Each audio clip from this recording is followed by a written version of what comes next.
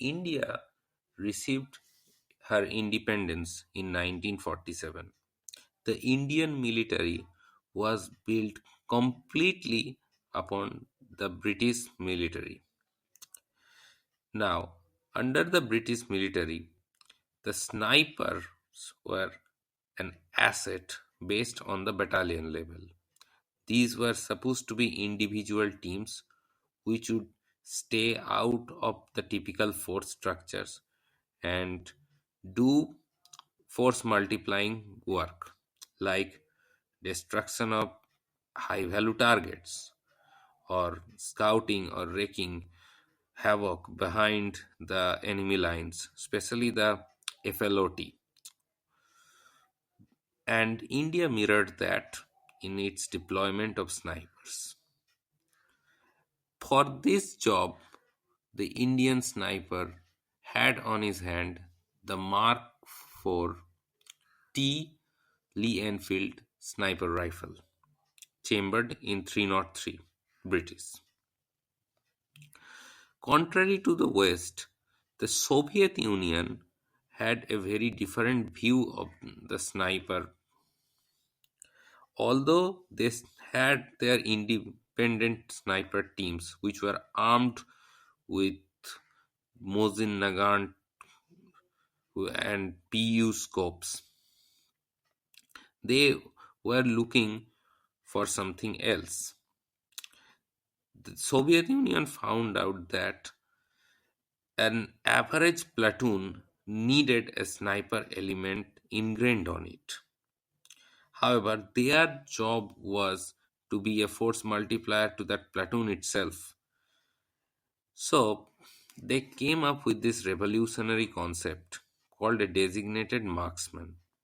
This, a designated marksman was not supposed to be a sniper or not supposed to have a dedicated sniper training. What he was the best sniper in the or the best marksman in the entire platoon. And for this he needed a specialized rifle.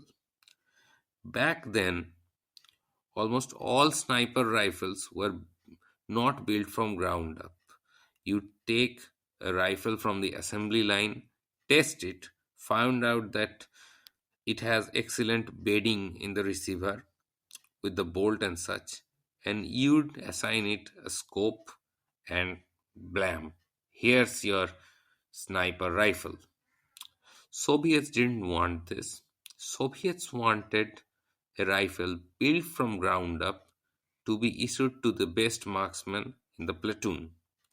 For this, they turned to Yevgeny Dragunov, a Olympic level marksman rifle maker. Dragunov was an interesting guy and he created a rifle system which was unlike anything the world has seen before. It was built from ground up to be able to shoot at up to 800 meters in semi-automatic mode. By 1960s, the prevalent thought process in the West was still that semi-automatic weapon systems were too inaccurate to be used effectively for ranges more than 500 meters. But the Soviets were not agreeing to this. They created the Dragunov's sniper rifle. Yes, it was named a sniper rifle, although the role clearly was not of a sniper. This new rifle would go on to revolutionize modern day infantry rifle tactics,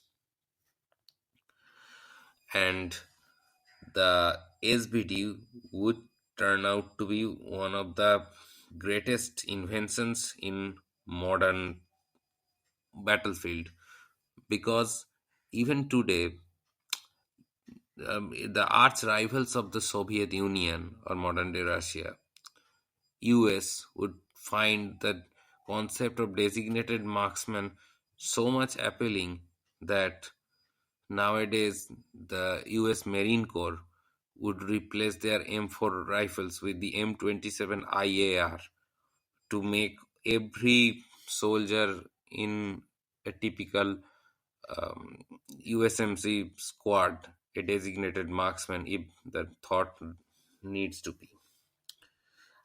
However, coming back to India, India was looking to replace its aging fleet of the Mark 40 rifles with something new, and the pivot towards Soviet Union in 1970s made India look at the Dragunov rifle and get interested in it. However, the thing is, although India purchased the Dragunov, it really hasn't ever used it to its full potential. First of all, the Dragunov is indeed not as accurate as a bona fide sniper rifle because it is never meant to be a sniper rifle.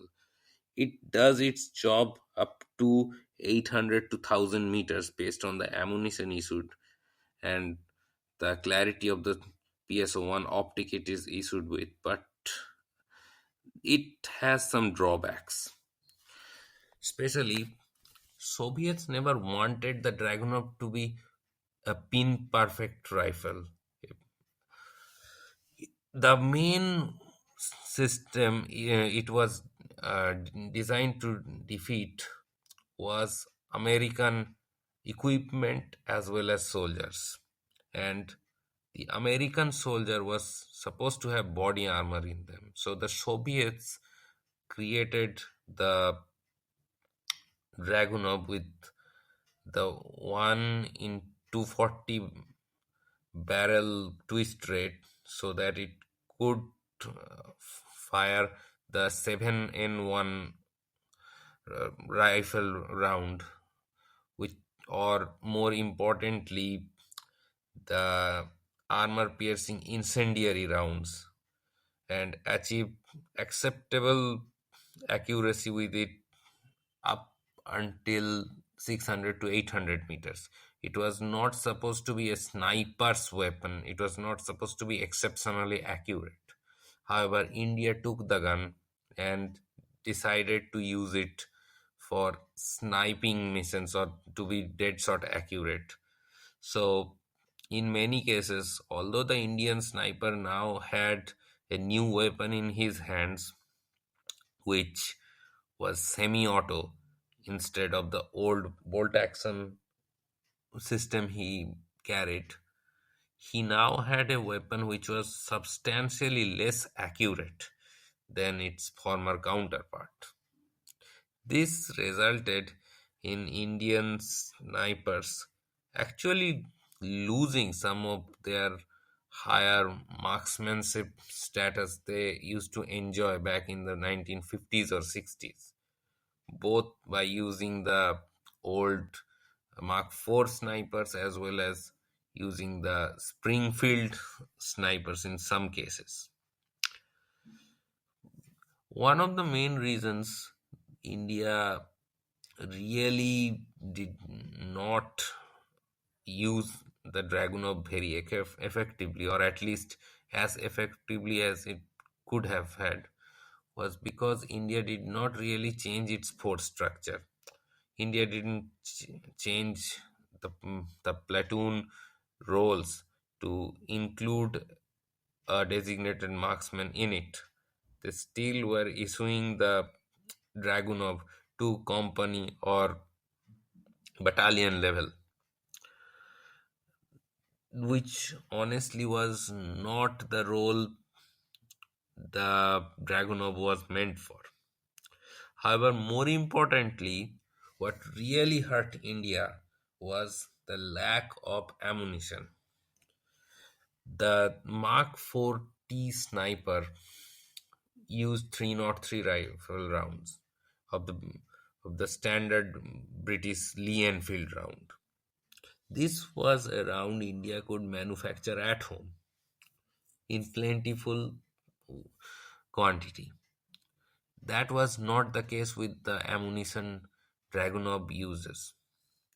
The Dragunov uses 7.62 into 54R to say broadly, but more importantly, the Dragunov uses two types of ammunition, at least as far as Indian use of it is concerned. The training Yes. ammunition. The training ammunition for the Dragunov is the M30 Yugoslavian ball ammunition, which is brass cased and consists of boxer type of primers, so that it can be reloaded, as that makes the gun far more cheaper to operate. And it's a fairly decent ammunition in itself. However, the main reason it was used is exactly that it was fairly cheap, and operating it is quite quite inexpensive, but reloads are possible. The main ammo that the Dragunov was supposed to use in missions were the were two. There were two. The first one, the first round that came with the Dragunov in India was the 57-N-323-S.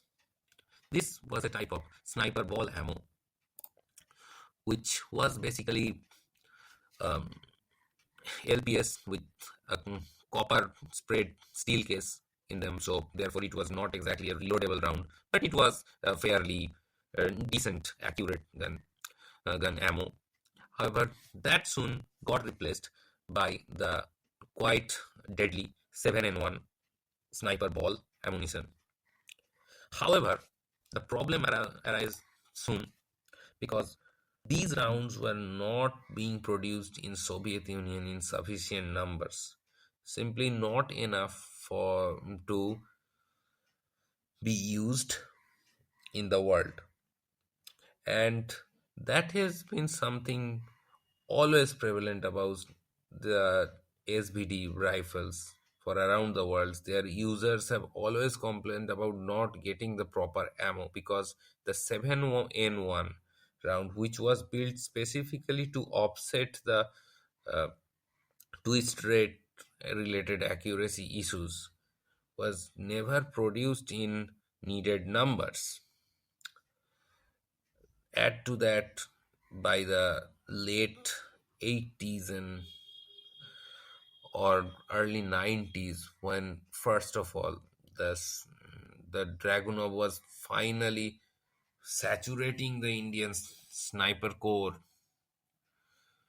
the Soviets got involved in the war in Afghanistan, and that took away almost all of their stockpiled 7N1 ammunition. So the Indians were left high and dry with the M30 ball ammo for even for mission purposes. So it was not very adequate, and certainly not the most efficient use of the rifle when India wanted to use it. And that came quite true during Kargil war and such. Usually, the wars India has fought, as well as the insurgents India has fought, have been in urban areas. So the range issue was not a big part of the calculation for the Indian army, but Kargil showed that a sniper rifle needs to be extremely accurate at very long distances to be effective, and the Dragunov was not really fulfilling that role. The ammunition problems were a huge pain in the ass, as well as the Kargil's climate and such were making the gun unreliable. Although the Dragunov does come with a gas adjustment regulator. but using that to make the gun more reliable were resulting in the accuracy being less than substantial. And this is one of the main reasons that Dragunov is being replaced nowadays. They are still being used, they are still performing a big part of the Indian military, sniper corps, but they are being replaced with the Sako TRG or other type of actual sniper systems, uh, chambered mostly in 338 Lapua Magnum, because India is going back to their root of using extremely precise sniper weapon systems for doing clandestine force multiplying jobs. And the Dragunov really does not have much more time left in it in the army, because it's honestly a doctrinal dead end. Make no mistake, I love the Dragunov myself. It's a beautifully made weapon. It's lightweight. It's exceptionally good in what it was meant to do, but that is simply not something the Indian Army needs right now. The 6716, if modified, can be an excellent DMR, far better than anything the Dragunov can ever achieve to become. And the Indian Army now at least have enough money for some 6716 G2s to be turned into a DMR configuration. So I personally don't see Dragunov having much more uh, things left in it. And realistically speaking, they might be replaced within the next 10 years completely, all gone to either inventory or maybe to be sold in US civilian market as parts kits and whatever not. But I don't see the Dragunov staying in the Indian military for far long. That's it. Happy Republican Day to everyone. Jai Hind.